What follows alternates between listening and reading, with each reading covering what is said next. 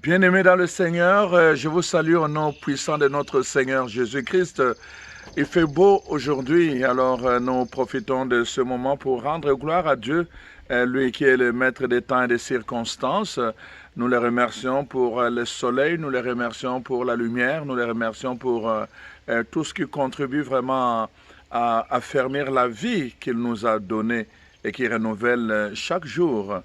Alors, bienvenue à notre capsule 30 de cette semaine. Je salue tous les amis qui nous suivent à travers YouTube. Vraiment, je vous encourage à partager nos enseignements. C'est la seule façon que nous pouvons, n'est-ce pas, gagner le monde.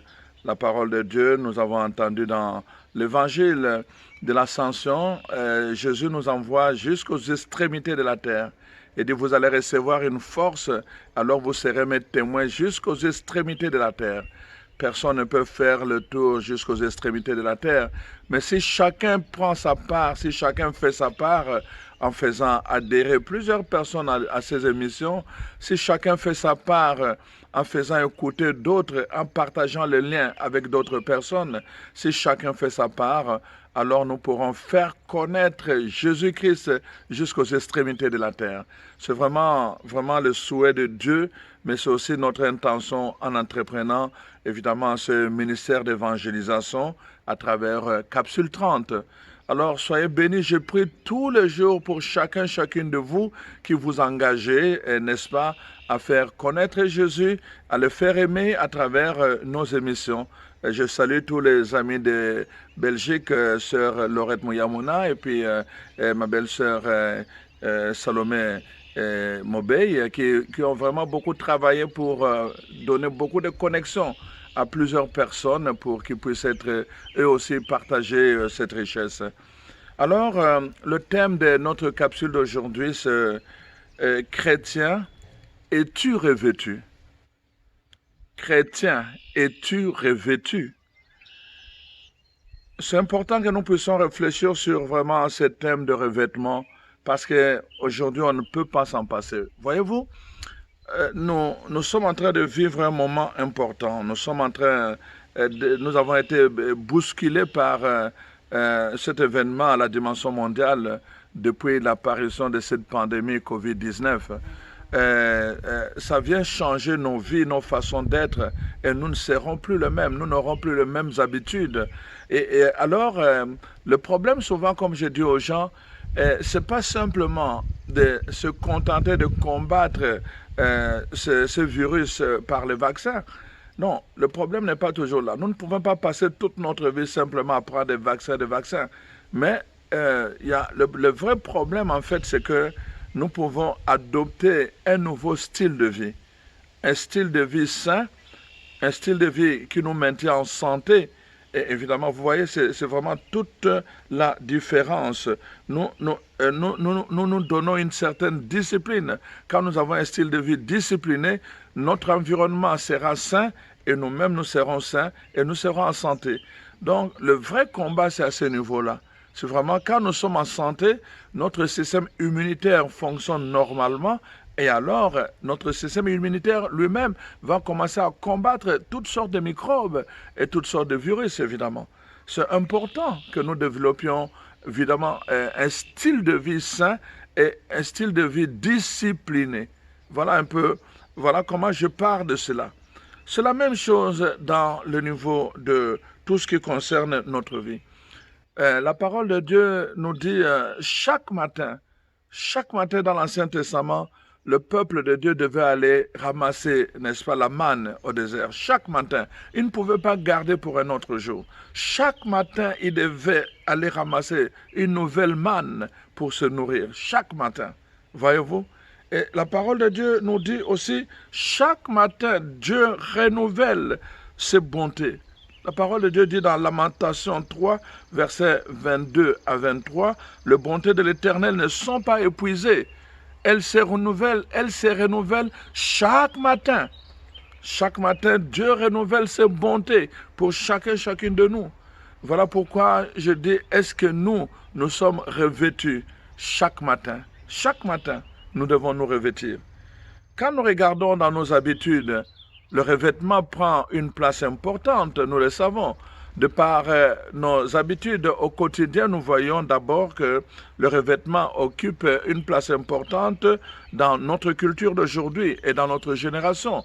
Et il engage un grand budget pour certaines personnes, beaucoup de dépenses. Les magasins qui s'occupent, n'est-ce pas, de modèles, des habits de modèles, et ont une grande clientèle. On peut se demander pourquoi cet intérêt, pourquoi les gens sont tellement attentionnés, pourquoi c'est tellement important pour les gens, en fait, le revêtement. Et je pense que la parole de Dieu nous donne une réponse par elle-même. La parole de Dieu nous dit, en fait, nous appartenons à une culture où le look est très important. Le look est très important. On le voit vraiment. Les gens, tout le monde cherche à soigner son look. Pourquoi? Parce que notre apparence, la façon dont nous nous habillons révèle beaucoup de notre être. La façon dont nous nous habillons révèle beaucoup de notre être. Voilà pourquoi c'est important, chers frères et sœurs, que nous puissions regarder le look. Alors nous sommes ici dans la nature. Il y a une abeille, évidemment, qui m'entoure en ce moment même. Voilà pourquoi je fais un peu attention. Mais le plus important, c'est que je suis en train de vous dire, c'est que notre look est très important dans notre culture d'aujourd'hui. Notre look est très important. C'est pour cela que le revêtement est très important. Nous voyons les gens investissent beaucoup d'argent pour leur look. Pourquoi? Parce que notre look a une relation particulière avec notre identité. Nous pouvons remarquer facilement que, en fait, quand nous réalisons, on dit tout le temps que l'habit ne fait pas le moine, mais on reconnaît le moine par l'habit. C'est vrai, l'habit ne fait pas le moine, mais on reconnaît le moine par l'habit. Voyez-vous? C'est important. Pourquoi? Parce que l'habit nous permet évidemment de nous identifier. Ça nous permet de nous identifier. On voit par exemple, l'habit nous donne une identité, l'habit détermine notre genre, le revêtement peut aussi indiquer notre appartenance sociale. On voit les revêtements peuvent indiquer aussi notre appartenance culturelle. Notre façon de nous habiller peut donner une indication sur notre culture. Notre façon de nous habiller peut donner une indication sur notre appartenance sociale, sur notre métier. Nous allons voir quelqu'un qui est habillé comme un policier, on le reconnaît à partir de son habillement. Un médecin, on va le reconnaître à partir de son habillement et on va le distinguer d'un infirmier ou plutôt de quelqu'un qui aide simplement dans le domaine de la santé. Notre habillement, on voit donc le médecin, c'est l'habillement. Le prêtre, quand il célèbre, depuis l'Ancien Testament, il devait porter un habillement quand il devait, n'est-ce pas, exercer une fonction. Donc, notre revêtement a aussi un lien avec la fonction que nous exerçons. Donc, c'est très important le revêtement. Voilà pourquoi nous prenons le temps d'en parler aujourd'hui, parce que nous pensons que c'est important que nous puissions découvrir la place du revêtement. Alors, le problème, c'est quoi? Le problème, c'est que dans notre culture de tous les jours, c'est chaque matin que nous accordons une attention au revêtement. Chaque matin. Rappelez-vous, peut-être par expérience vous-même, dès que nous nous levons le matin, la première chose, c'est le revêtement. Nous allons prendre notre douche. Certains vont commencer par une tasse de café et après ils vont prendre leur douche et puis après ils s'habillent avant de sortir pour aller au travail. On ne peut pas partir au travail comme on s'est levé du lit. On ne peut pas partir au travail avec un pyjama. Tout le monde va nous regarder drôlement. Parce que y a une discordance entre notre fonction et cette façon de nous habiller. On ne peut pas aller comme ça au travail en pyjama. Donc voilà pourquoi le revêtement est très important, parce que non seulement ça nous identifie dans notre identité, mais en même temps aussi ça nous identifie dans notre fonction. La fonction que nous allons accomplir peut être en fait identifiée par notre façon de nous habiller. Le prêtre, on va le distinguer du diacre simplement dans la façon de s'habiller. Donc voyez-vous, donc c'est important, chers frères et sœurs, que nous puissions prendre conscience. Des élèves, on va les distinguer de telle école par l'uniforme, encore le revêtement. Alors donc, nous voulons justement accorder une attention particulière sur le revêtement en cette mission pour que nous puissions prendre conscience dans une autre dimension, en fait, ce qui concerne notre revêtement. Je posais la question pour cette capsule. Chrétien, es-tu revêtu chaque matin? Es-tu revêtu chaque matin? Je viens de montrer que dans le naturel, chaque matin, nous nous revêtons pour aller au travail. Dans le naturel, chaque matin, nous nous revêtons pour sortir de notre maison. J'avais un voisin il y a quelques années qui buvait beaucoup. Un jour, il était vraiment saoul et il est sorti de chez lui vraiment presque en sous-vêtements et en plein jour. Et c'était à une période où on ne pouvait pas comprendre qu'il puisse sortir comme ça. Je vous dis, tous les autres voisins qui ont des mari et femmes étaient scandalisés. Quelqu'un est allé lui dire qu'il devait retourner chez lui s'habiller. Voyez-vous? Donc, c'est anormal de sortir comme ça. Chaque matin, nous nous habillons. Chaque matin, parfois, nous changeons d'habit. Nous nous revêtons pour aller au travail. Chaque matin. Et je pose la question sur le plan spirituel. 2 questions qui m'habitent à travers cette émission. Et la question que je voulais te poser. Es-tu revêtu chaque matin de Jésus-Christ? Comme nous allons le voir dans la parole de Dieu, c'est revêture du Christ. Es-tu revêtu chaque matin de Jésus-Christ? Et deuxièmement, es-tu revêtu de l'onction du Saint-Esprit? Voyez-vous, chers frères et sœurs, pourquoi je parle de cela? C'est que dans la plupart des cas, vous allez voir des gens, qu'est-ce qui arrive? Ils sortent de leur maison comme des païens, et quand ils sont confrontés à des problèmes, et là, ils commencent à implorer Jésus. Ah, s'il te plaît, Seigneur, vraiment, viens m'aider. Si tu m'aides, vraiment, je vais te croire en toi. Viens m'aider, Seigneur, vraiment. Je crie, ta parole déclare, demandez. Ils commencent à invoquer des versets bibliques pour implorer Dieu. Mais quand ils sont sortis de leur maison, Dieu n'était pas avec eux. Quand ils sont sortis de leur maison, ils n'avaient pas pris la précaution. Quand tu sais, comme par exemple, en Afrique, il y a 2 saisons, la saison de pluie et la saison sèche. Les gens savent, quand ils sortent pendant la saison de pluie, qu'à tout moment, il peut pleuvoir. À tout moment. On n'a pas besoin de météo pour ça. À tout moment pendant la saison de pluie.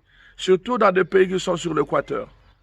Donc, tout le temps, les gens savent que quand ils sortent, ils doivent apporter avec eux le parapluie.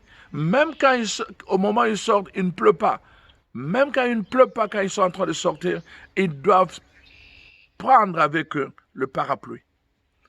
C'est pour cela que je dis, est-ce que quand tu es revêtu de tes habits naturels, est-ce que tu es aussi revêtu du Christ chaque matin quand tu sors de chez toi? Chaque matin. C'est la question vraiment fondamentale que chaque chrétien devait se poser quand il sort de sa maison. Je vous ai parlé, et si c'était la dernière fois, je vous ai dit combien de gens sont sortis de chez eux, ils ne sont jamais revenus. Vous connaissez autour de vous plusieurs personnes qui sont sorties le matin de chez eux pour aller au travail. Soit ils ne sont pas arrivés au travail, soit encore ils sont arrivés au travail et sur le chemin de retour, ils ne sont jamais arrivés à la maison. Plusieurs personnes comme ça. D'autres ont fait des accidents, d'autres encore sont morts. C'est important que nous puissions vraiment développer cette attitude-là. Parce que vraiment, je vous dis que le revêtement concerne notre identité. On reconnaît le médecin par son revêtement. On va reconnaître le prêtre par son revêtement. Et c'est cela que je suis en train de dire. Donc, sur le plan spirituel, c'est la même chose. Quand nous devenons chrétiens par notre baptême, la parole de Dieu nous dit ceci, vraiment, nous accueillons, nous nous revêtons du Christ. Quand nous devenons chrétiens par notre baptême, Nous allons aborder cette question, bien sûr, parce que vraiment c'est la question principale qui va occuper vraiment la réflexion de cette capsule. Es-tu revêtu du Christ quand tu sors de chez toi? Es-tu revêtu du Christ chaque matin? Mon frère, ma soeur, c'est très important. La parole de Dieu dit, il est le commencement, il est aussi la fin. Quand Dieu n'est pas avec toi au commencement, ne l'attends pas pour être avec toi à la fin. Ne l'attends pas pour être avec toi à la fin. Tu dois l'avoir au commencement si tu veux l'avoir à la fin. C'est pour cela que le matin, c'est le commencement. Le matin, c'est le commencement de ta journée. C'est important que quand tu sors de chez toi, que tu aies l'assurance que tu sors avec le Christ. Que quand tu sors de chez toi, que tu aies l'assurance que tu es revêtu de la présence du Christ. C'est très important. Chaque matin, tu dois te donner vraiment cette assurance-là, que maintenant que je vais sortir, j'ai l'assurance que Dieu est avec moi. C'est très important, chers frères et sœurs. Tu ne peux pas demander la présence du Seigneur si d'abord il n'est pas là avec toi au commencement. Comment veux-tu qu'il soit avec toi à la fin? Ne l'attends pas quand tu as des problèmes, quand d'abord tu n'as pas l'habitude de sortir avec lui. N'invoque pas son nom quand tu n'es pas habitué d'abord à lui parler tous les jours. N'invoque pas son nom quand tu n'es pas habitué à sortir avec lui tous les jours. Ne l'appelle pas mon ami quand tu n'es pas habitué d'abord à te préoccuper de sa présence près de toi tous les jours.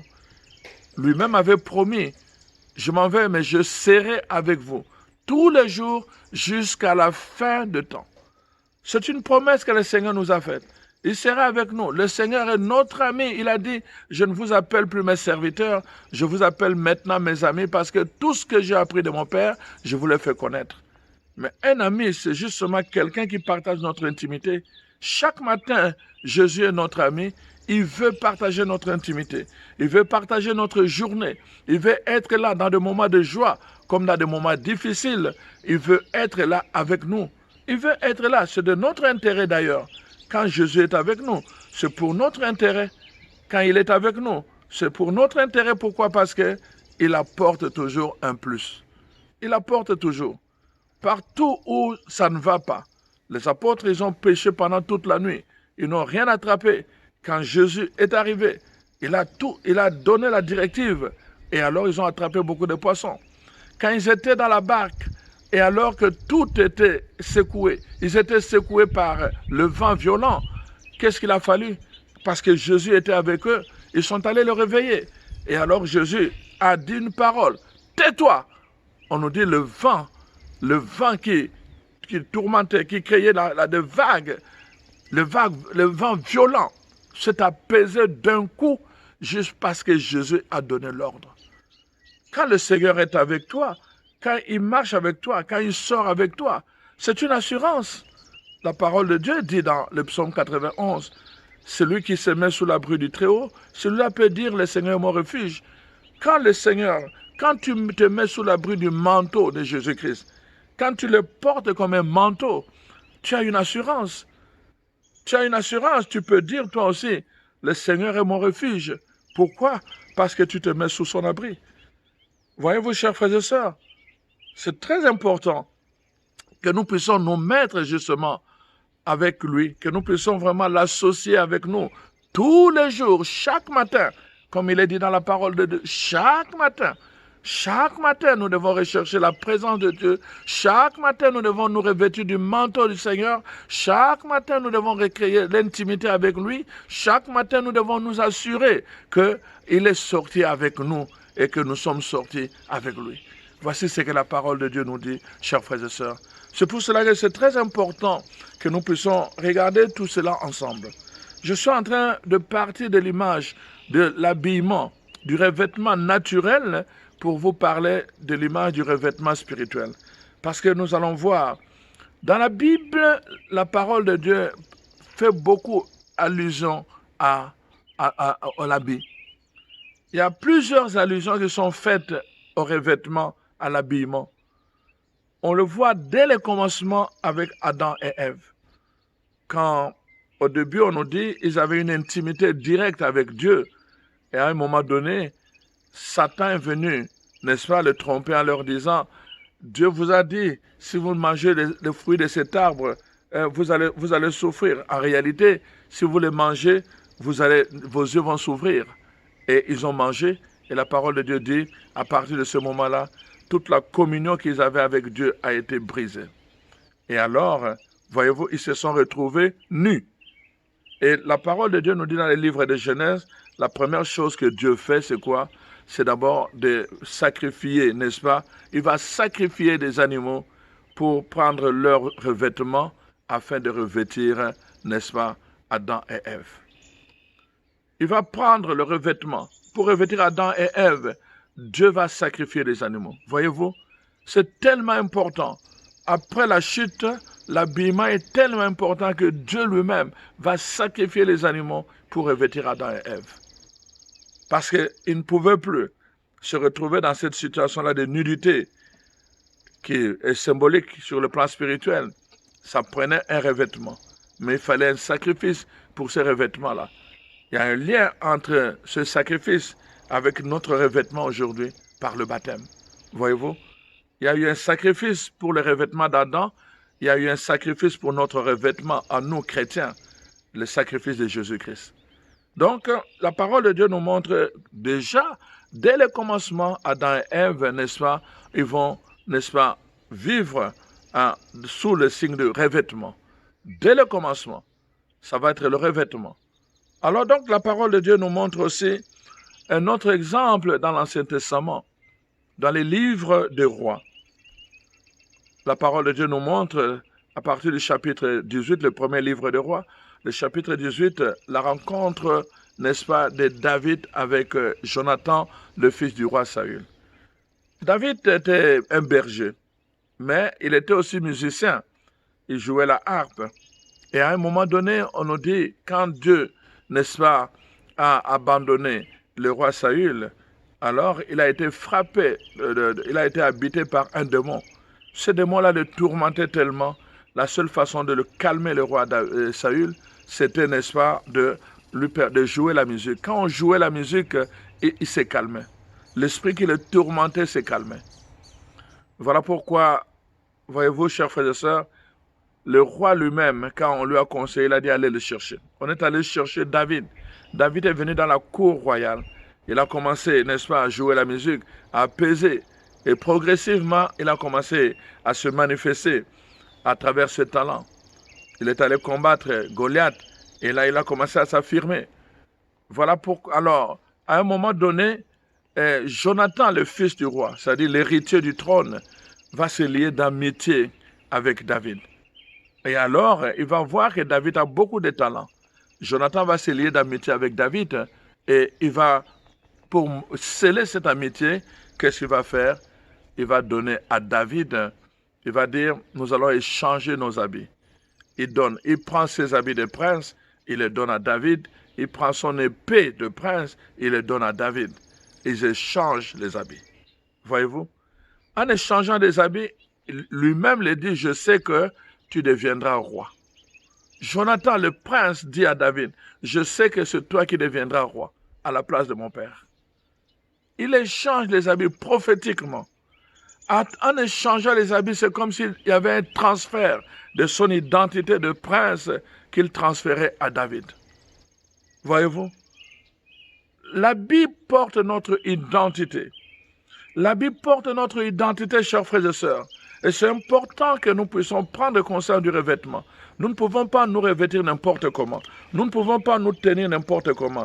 L'habit vraiment révèle notre identité. Et c'est important que nous puissions avoir une identité qui révèle, qui est conforme à ce que Dieu lui-même nous donne comme identité, à ce que Dieu nous a donné. Donc, je vous ai parlé, n'est-ce pas, de tout ce que Adam et Ève ont bénéficié comme habillement de la part de Dieu lui-même par le sacrifice des animaux. Et maintenant, je viens de vous parler, n'est-ce pas, de l'habillement à travers l'échange d'habits entre Jonathan, qui était le prince héritier, et David, n'est-ce pas? David qui avait reçu l'onction royale, mais qui est entré dans la cour royale simplement, n'est-ce pas, pour venir apaiser l'esprit n'est-ce pas, l'esprit qui était en train de tourmenter le roi. Alors donc, c'est important que nous comprenions cela. Et c'est pas fini. Vraiment, la symbolique de l'habillement va plus loin. Nous voyons la symbolique de l'habillement aussi à travers l'histoire de Joseph que nous connaissons. Joseph, c'était à l'époque le fils cadet de Jacob. Mais, voyez-vous, évidemment, Jacob a eu Benjamin après, mais à l'époque, Joseph ne savait même pas encore que Benjamin était né quand il a été enlevé, quand il a été, n'est-ce pas, vendu par ses frères. Il ne savait pas que Benjamin était né. Alors, la parole de Dieu nous montre comment il est allé, n'est-ce pas? Il est allé, on l'a vendu en Égypte. Et là, en Égypte, qu'est-ce qui s'est passé? Il est arrivé là-bas comme esclave. Il a commencé à travailler d'abord pour Potiphar. Et après, finalement, il y a eu un problème. L'habit. Remarquez, la parole de Dieu nous dit à un moment donné, la femme de Potiphar est tombée en amour avec Joseph. Et qu'est-ce qui s'est passé? En tombant en amour avec, il voulait le séduire. Mais Joseph, qui craignait Dieu, a refusé de céder. Et la parole de Dieu nous dit comment Joseph s'est comporté. Et à force, n'est-ce pas, de le provoquer, Joseph ne voulait pas. Cette fois-là, Joseph est entré dans la maison. La femme de Potiphar est venue le poursuivre. Et là, il voulait à tout prix le forcer à le violer.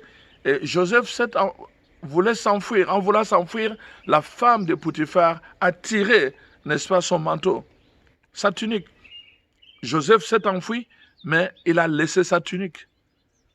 Et cette tunique, la femme de Potiphar l'a utilisée pour accuser Joseph. La tunique a servi de preuve. C'était son identité. Et Potiphar est arrivé, la femme s'est plainte. Alors on a envoyé Joseph dans une autre prison, en Égypte même. Voyez-vous, l'habit qui était son identité a été la seule preuve pour que Joseph se retrouve en prison. Et une fois en prison en Égypte, la parole de Dieu nous montre comment Joseph, à cause du talent que Dieu lui avait donné, à travers lequel Dieu voulait justement le bénir et lui accorder la bénédiction de son élévation, la parole de Dieu nous montre qu'à travers ce talent de songe, il pouvait interpréter les songes. Il a interprété les songes de deux conseillers de Pharaon. Et quand ces conseillers sont sortis de la prison, évidemment, à un moment donné, Pharaon lui-même a eu des problèmes de songes, mais il ne savait pas comment interpréter ces songes-là. Alors là, il a demandé à tous ses conseillers, personne, les prêtres, les sorciers, personne n'était capable ni de deviner, ni d'interpréter le songe que Pharaon avait eu la nuit. Pharaon a menacé et dit, si vous n'arrivez pas à interpréter mes songes, alors je vais vous faire tuer tous un à un. C'est alors qu'un des conseillers lui a dit, Seigneur, quand j'étais en prison, il y avait un jeune prisonnier, un hébreu, qui est venu, n'est-ce pas, qui est venu et il interprète tous les rêves. Vraiment, il interprète, il m'avait même annoncé ma libération et effectivement, j'ai été libéré comme il avait dit. Alors, on est allé chercher Joseph. Joseph est venu, il a interprété les rêves du pharaon. Il a d'abord dit qu'est-ce que le pharaon avait rêvé. Ensuite, il a interprété ces rêves-là. Ensuite, enfin, il a donné des conseils pour juguler la crise. Quand Pharaon a compris cela, qu'est-ce que Pharaon a dit? Il dit en tout cas, je vois que Dieu est avec toi. Alors, je ne vois personne d'autre, parce que Joseph lui avait dit, il faudra chercher quelqu'un d'intelligent qui soit capable de gérer cette période de crise. Alors, il dit, je ne vois personne d'autre sinon toi. C'est toi que je vais établir comme mon premier ministre pour gérer cette période de crise. Et la parole de Dieu continue en disant, finalement, Joseph a été élevé au titre de premier ministre. On l'a amené pour le laver, on l'a lavé, et après avoir été lavé, la parole de Dieu dit, il a été revêtu d'une tunique royale. Le pharaon lui-même a demandé qu'on lui donne une tunique. Et on lui a donné une bague. On lui a donné tous les insignes d'honneur pour distinguer, pour montrer maintenant que son identité avait changé. Il est venu avec l'identité d'un prisonnier et maintenant, à cause de ce que Pharaon a déclaré, on l'a habillé avec les insignes qui changeaient son identité. L'habillement a un lien intrinsèque avec notre identité. Voilà pourquoi, chers frères et sœurs, il est important que nous puissions faire attention à cette question qui nous est posée dans cette capsule. Chrétien, es-tu revêtu? Es-tu revêtu du Christ chaque matin? Quand tu sors de chez toi, es-tu revêtu du Christ chaque matin? Est-ce que tu portes ton identité de chrétien chaque matin? Est-ce que les gens peuvent te reconnaître dans ton identité parce que tu l'as revêtu sur toi chaque matin quand tu sors de chez toi? C'est la question fondamentale sur laquelle nous allons continuer notre réflexion tout à l'heure encore. Alors, je vous demande de garder patience. Nous continuons notre réflexion avec la deuxième partie de cette capsule. Merci.